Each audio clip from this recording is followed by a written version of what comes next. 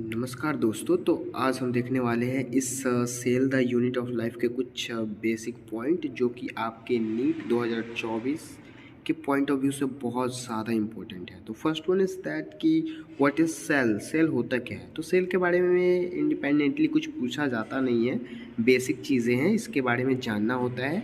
हम next point पे, next topic पे आएंगे सेल थ्योरी, जिसमें से कुछ क्वेश्चंस आ सकते हैं, जैसे कि जर्मनी जो बॉटनिस्ट थे जिनका नाम क्या था, मतलब स्लाइडेन एंड स्वान के बारे में। तो स्लाइडेन ने 1838 ईस्वी में अपना योगदान दिया था इन द प्लांट के क्षेत्र में।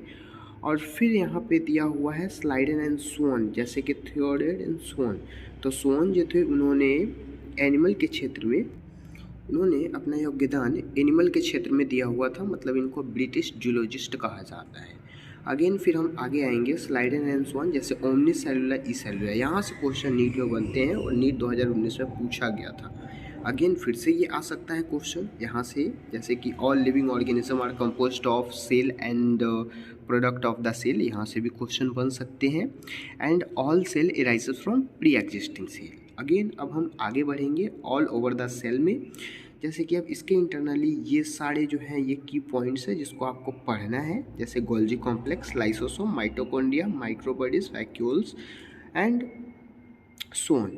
अगेन फिर हम आते हैं जैसे कि यहाँ पे माइकोप्लाज्मा, तो इसके साइज़ पूछे जाते हैं कभी कभी, आपके डायरेक्ट एनसीईआरटी के लाइन से क्वेश्चन आ जाते हैं। एंड फिर हम आगे देखेंगे जैसे कि यहाँ पे जो आपको स्ट्रक्चर दिख रहा है ये एक नर्व सेल का स्ट्रक्चर है। अगेन ये सब स्ट्रक्चर आपको थोड़े से पढ़ लेने हैं।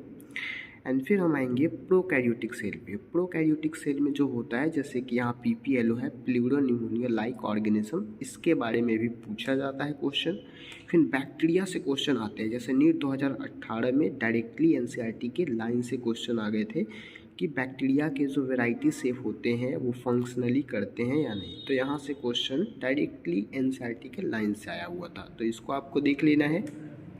अगेन हम आएंगे अगले नेक्स्ट पेज पे। तो यहाँ पे जैसे AIPMT all India private medical test 2015 में पूछा गया था कि स्मॉलेस्ट DNA जो होते हैं उनको प्लाज्मिड बोला जाता है। एंड अगेन फिर हम आगे आएंगे, ठीक है।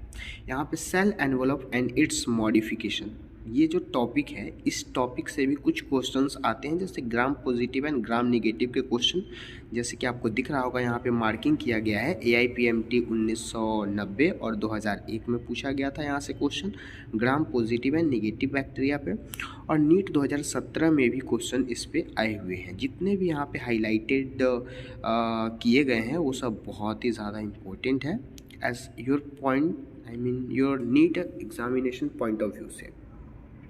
अब हम आएंगे जैसे इस वाली लाइन पे, इसके इंटरनली आपको पढ़ना है फिलामेंट हुक, मतलब कि ये सब जो चीज़ें हैं वो बैक्टीरियल फ्लैजिला के कुछ बेसल पार्ट हैं जो कंपोस्ट हो जाते हैं फिलामेंट से, हुक से एंड बेसल बॉडी से।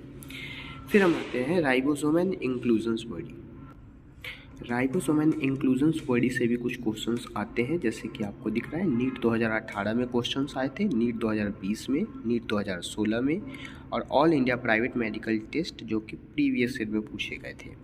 इसके इंटरनली आपको ये पूछा जा सकता है कि राइबोसोम जो होते हैं वो उसके internally 15 nanometer by the 20 nanometer in the size and इसके इंटरनली 15S और 30S यूनिट के जो पिगमेंट प्रेजेंट होते हैं, जैसे कि 70S और 80S वाले, ठीक है।